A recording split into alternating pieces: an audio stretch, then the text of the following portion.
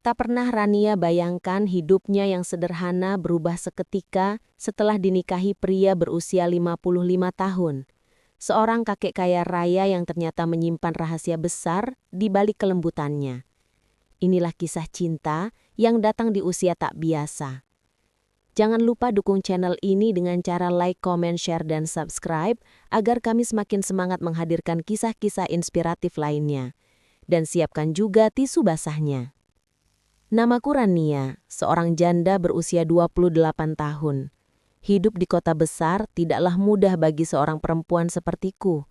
Setelah perceraian yang menyakitkan 3 tahun lalu, aku berjuang seorang diri untuk bertahan hidup. Pekerjaan sebagai asisten butik membuatku bisa membayar kontrakan kecil dan makan seadanya. Tapi setiap malam, aku sering menatap langit dari jendela kamar dan bertanya dalam hati, sampai kapan aku harus sendiri? Hingga suatu hari, takdir mempertemukanku dengan seorang pria yang tak pernah kuduga akan mengubah hidupku. Namanya Hendra, seorang pengusaha properti berusia 55 tahun. Rambutnya telah memutih sebagian, namun caranya berbicara lembut dan matanya penuh wibawa. Ia datang ke butik tempatku bekerja mencari hadiah ulang tahun untuk istrinya. Tapi ironisnya, seminggu kemudian aku mendengar kabar bahwa istrinya meninggal dunia karena serangan jantung. Aku tidak tahu kenapa, tapi sejak hari itu, Hendra sering datang ke butik hanya untuk berbincang denganku. Ia menanyakan kabar, menawari makan siang, bahkan mengirimkan bunga ke rumah kontrakanku. Awalnya aku merasa canggung, aku sadar jarak usia kami begitu jauh. Tapi entah kenapa, setiap kali bersamanya aku merasa tenang, seolah semua luka masa lalu perlahan terobati oleh perhatian kecilnya. Suatu sore, saat hujan turun deras, aku terjebak di butik. Hendra datang menjemput dengan payung di tangannya. Kami duduk di dalam mobil mendengarkan rintik hujan yang menenangkan. Ia menatapku lama lalu berkata dengan suara dalam, "Rania, aku tahu ini mungkin terdengar gila, tapi maukah kau menjadi pendampingku? Aku tidak ingin menua sendirian." Aku terdiam. Hatinya tulus. Aku bisa merasakannya. Tapi di sisi lain, bayangan masa laluku menghantui.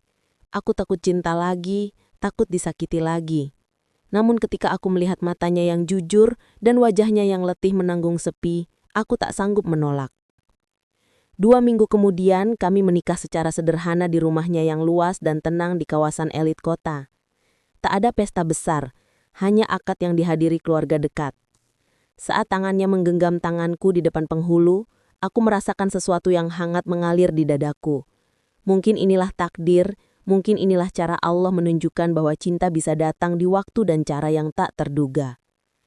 Namun aku tidak tahu, pernikahan ini bukan hanya tentang cinta. Ada rahasia besar yang perlahan akan terungkap di balik senyum lembut seorang kakek kaya bernama Hendra. Malam itu, rumah besar milik Hendra terasa begitu hening. Setelah para tamu undangan pulang, aku duduk di ruang tamu, menatap lampu kristal yang menggantung megah di langit-langit. Aku masih belum percaya bahwa kini aku adalah istri seorang pengusaha kaya, pria yang usianya hampir 2 kali lipat dariku. Hendra menghampiriku dengan langkah tenang. Ia mengenakan baju koko putih dan sarung batik. Wajahnya tampak damai dalam cahaya lampu yang hangat. "Rania," ucapnya lembut, "aku tahu ini semua terasa cepat bagimu. Aku tidak ingin kau merasa terpaksa. Aku hanya ingin kau tahu, aku benar-benar ingin menjagamu." Aku menunduk pelan, menatap jemariku yang saling menggenggam. "Aku tidak menyesal, Pak Hendra. Aku hanya masih mencoba membiasakan diri. Semua terasa begitu baru." Ia tersenyum, lalu mendekat dan menatapku dengan mata teduh yang sulit ditebak. "Jangan panggil aku Pak lagi. Aku suamimu sekarang. Panggil saja aku Mas." Aku menatapnya sekilas lalu tersenyum malu. Ada kehangatan yang aneh, lembut tapi juga membuat dada bergetar. Mungkin karena sudah lama aku tidak diperlakukan dengan perhatian seperti itu. Ia lalu berdiri mengajakku berjalan menyusuri lorong rumah yang panjang. Dindingnya dipenuhi lukisan dan aroma kayu jati menyelimuti udara. Kami berhenti di depan sebuah kamar besar dengan tirai tebal dan tempat tidur berukir indah. "Inilah kamarmu, atau tepatnya kamar kita," ujarnya pelan. Aku mengangguk, jantungku berdegup tak beraturan. Rasa gugup bercampur rasa ingin tahu. Ia menatapku lama, seolah sedang membaca isi hatiku. Lalu ia berkata, "Rania, aku tahu kau perempuan yang kuat, tapi di rumah ini kau tak perlu kuat sendirian lagi. Biarlah aku yang menjaga." Kalimat itu menembus hatiku. Aku menatapnya tanpa kata, hanya mampu membaras dengan senyum tipis yang penuh arti. Malam itu aku menyadari satu hal. Kesepian yang lama menemaniku perlahan mulai pudar. Namun di balik ketenangan malam itu, ada sesuatu yang belum aku ketahui. Sebuah rahasia masa lalu Hendra yang akan mengubah pandanganku tentang cinta dan tentang siapa sebenarnya pria yang kini menjadi suamiku. Hari-hari pertama sebagai istri Hendra terasa seperti mimpi. Setiap pagi aku terbangun dengan aroma kopi yang sudah tersedia di meja. Sementara Hendra duduk di taman belakang membaca koran.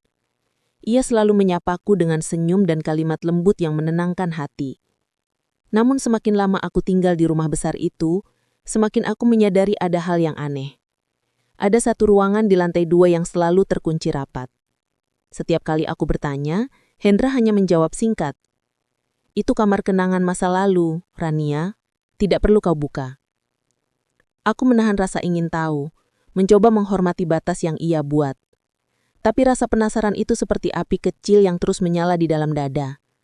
Suatu malam, saat Hendra tertidur di ruang kerja, aku berjalan pelan menaiki tangga. Lampu koridor redup, dan suara detak jam dinding terdengar jelas. Aku mendekati pintu kamar terkunci itu. Entah dorongan dari mana, tanganku mencoba memutar gagang pintu. Anehnya kali ini tidak terkunci. Aku mendorongnya perlahan. Aroma bunga melati menyergap hidungku. Di dalamnya, ruangan itu penuh dengan foto-foto seorang wanita cantik. Wajahnya lembut, senyumannya hangat, dan anehnya, wajah itu mirip denganku. Sangat mirip. Hatiku berdebar, aku mendekat pada meja rias yang masih rapi. Ada sebuah buku harian di atasnya, dan di sampulnya tertulis nama Almira. Saat ku buka halaman pertama, mataku terpaku pada tulisan tangan Hendra. "Untuk istriku yang telah pergi, aku berjanji akan menjaga kenanganmu, bahkan bila itu berarti mencintai seseorang yang mengingatkanku padamu." Tanganku gemetar. Ternyata, wanita dalam foto itu adalah istri almarhum Hendra. Dan kini aku tahu kenapa ia menatapku dengan cara tertentu sejak pertama kali bertemu. Aku bukan hanya wanita yang ia cintai. Aku adalah bayangan dari masa lalunya. Ketika aku menutup buku itu, tiba-tiba suara langkah kaki terdengar di belakangku. Hendra berdiri di ambang pintu, wajahnya tenang, tapi matanya penuh emosi. "Rania," ucapnya pelan. "Aku tahu kau akan menemukan ini, dan aku tak akan menyembunyikan apapun lagi." Aku menatapnya. Bibirku bergetar. "Mas, aku mirip dengan dia, bukan?" Ia mengangguk pelan, lalu mendekat. "Iya, tapi bukan hanya karena wajahmu. Kau punya hati yang sama lembutnya. Dan mungkin Allah mengirimmu untuk menyembuhkan bagian diriku yang dulu hilang." Malam itu kami duduk berdua di kamar kenangan itu. Tak ada amarah, tak ada tangis. Hanya keheningan yang mengikat dua jiwa yang sama-sama pernah terluka oleh masa lalu. Namun jauh di dalam hatiku, ada perasaan aneh yang belum bisa kuterjemahkan, antara cinta, iba, dan ketakutan bahwa aku hanya pengganti. Sejak malam itu, suasana rumah besar itu berubah. Hendra menjadi lebih lembut, tapi juga lebih diam. Ia sering memandangku lama seolah takut aku akan pergi. Aku bisa merasakan ada ketakutan yang ia sembunyikan. Ketakutan kehilangan seperti dulu saat istrinya meninggal. Aku berusaha memahami. Aku mencoba mencintainya sepenuh hati, bukan karena harta atau belas kasihan, tapi karena aku melihat sosok yang tulus ingin menebus masa lalunya. Setiap pagi aku menyiapkan sarapan, menata rumah, bahkan menemaninya berjalan di taman belakang. Senyum kecil darinya selalu cukup untuk membuat hatiku hangat. Namun kadang kalau aku sedang menyiapkan teh di dapur, aku mendengar suaranya berbicara pelan di ruang kerja. Ia memanggil nama Almira, bukan Raninya. Awalnya aku berpikir itu hanya kebiasaan lama. Tapi semakin sering itu terjadi, semakin sakit rasanya di hati. Aku mulai merasa apakah aku benar-benar dicintai karena aku atau karena aku mengingatkannya pada seseorang yang telah tiada. Suatu sore aku memberanikan diri menanyakannya. "Mas Hendra," kataku pelan, "kalau aku tidak mirip dengan almarhumah, apakah Mas tetap akan memilihku?" Ia terdiam lama. Matanya menatap jauh seperti menembus masa lalu. "Rania," jawabnya akhirnya, "aku tidak tahu bagaimana menjawab itu. Yang ku tahu, sejak kau hadir, rumah ini kembali punya kehidupan. Aku kembali punya alasan untuk tersenyum. Mungkin awalnya karena wajahmu, tapi kini karena hatimu." Aku tersenyum pahit. Kata-katanya indah, tapi ada nada ragu di dalamnya. Malam itu aku berbaring di sisi tempat tidur, sementara ia sudah tertidur dengan napas teratur. Aku menatap langit-langit, bertanya pada diri sendiri, apakah cinta bisa tumbuh dari bayangan seseorang yang telah pergi? Hari-hari berikutnya berlalu perlahan. Aku berusaha tetap tegar, walau di dalam hati mulai tumbuh keraguan. Tapi di balik semua itu, ada sesuatu yang berubah pada diriku. Setiap kali ia memelukku atau menatapku lembut, aku mulai merasakan sesuatu yang dulu tak pernah kurasakan pada siapapun. Rasa damai, rasa dihargai, dan perlahan rasa cinta yang sesungguhnya. Namun, takdir seakan ingin menguji. Di suatu malam yang tenang, Hendra jatuh sakit. Dokter mengatakan penyakit jantung lamanya kambuh. Aku menggenggam tangannya erat di sisi ranjang rumah sakit. Dalam suara lirihnya, ia berkata, "Kalau aku tak bisa lagi mendampingimu, tolong jangan pergi dari rumah ini. Aku ingin kau tetap di sini, Rania. Hidup bahagia." Aku menunduk, menahan air mata. Dalam hatiku, aku berdoa kepada Allah agar diberi kekuatan. Karena kini aku tahu, apapun yang terjadi, perasaanku padanya sudah tumbuh tulus. Bukan lagi karena harta, bukan karena masa lalu, tapi karena cinta yang nyata. Hendra dirawat di rumah selama beberapa minggu setelah keluar dari rumah sakit. Tubuhnya mulai lemah, namun semangatnya untuk tetap tersenyum tidak pernah pudar. Aku menemani setiap hari, memastikan obatnya diminum tepat waktu, menyiapkan makanan hangat, dan menenangkannya ketika rasa sesak dadanya datang tiba-tiba. Malam demi malam aku habiskan di sisinya, duduk di kursi dekat tempat tidurnya sambil membaca ayat-ayat pendek agar hatinya tenang. Kadang ia menatapku lama, lalu berucap pelan, "Rania, kalau dulu aku tahu cinta bisa datang 2 kali dalam hidup, mungkin aku tidak akan mengurung diri selama bertahun-tahun." Aku tersenyum lembut, menggenggam tangannya.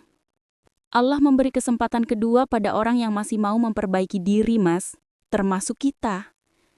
Namun, cobaan datang tanpa tanda. Suatu siang, anak angkat Hendra dari pernikahan sebelumnya, seorang pria bernama Adrian datang dari luar negeri. Wajahnya tegas, namun tatapannya dingin begitu melihatku. "Jadi ini perempuan muda yang menikah dengan ayah saya?" katanya ketus di ruang tamu. Aku terdiam, menunduk sopan. Tapi di dalam hati, aku tahu, ini awal dari ujian yang berat. Sejak hari itu, suasana rumah tidak lagi sama. Adrian sering menuduhku hanya mengejar harta, bahkan menyebarkan kabar buruk di lingkungan keluarga besar Hendra. Aku menahan semua hinaan itu demi suamiku yang sedang sakit. Tapi setiap malam aku menangis diam-diam di kamar mandi, memohon kepada Allah agar diberi kekuatan untuk tetap ikhlas. Suatu siang aku mendengar pertengkaran keras di ruang kerja. Hendra marah besar kepada Adrian. "Jangan pernah merendahkan istrimu sendiri, nak. Dia perempuan baik yang menyelamatkan hidup ayah. Kalau bukan karena dia, mungkin ayah sudah tak ada." Aku mendekat, tapi tidak berani masuk. Suaraku tercekat. Aku baru tahu di balik kelemahannya, Hendra masih punya keberanian besar untuk membelaku. Namun setelah pertengkaran itu, kondisi kesehatannya semakin menurun. Malam itu hujan turun deras. Aku duduk di tepi ranjang, menggenggam tangannya erat. "Rania," suaranya lemah. "Kalau aku suatu saat tak ada, jangan takut. Hidupmu akan tetap dijaga oleh cinta yang pernah kita bangun." Aku tak kuasa menahan air mata. Aku memeluknya, mencium tangannya dan berdoa lirih di telinganya. "Mas, jangan bicara begitu. Aku tidak ingin apapun selain melihat Mas sehat kembali. Aku tidak mengejar harta. Aku hanya ingin Mas tahu. Aku benar-benar mencintai Mas. Hendra menatapku lama lalu bersenyum. Aku tahu, Rania. Cintamu yang membuat aku ingin hidup lebih lama. Namun takdir berkata lain. Beberapa hari kemudian, Hendra menghembuskan napas terakhirnya dengan tenang di pangkuanku. Aku menangis sejadi-jadinya. Tapi di sela air mata itu, aku merasa damai. Karena aku tahu ia pergi dalam keadaan bahagia bersama perempuan yang benar-benar mencintainya. Bukan bayangan dari masa lalu.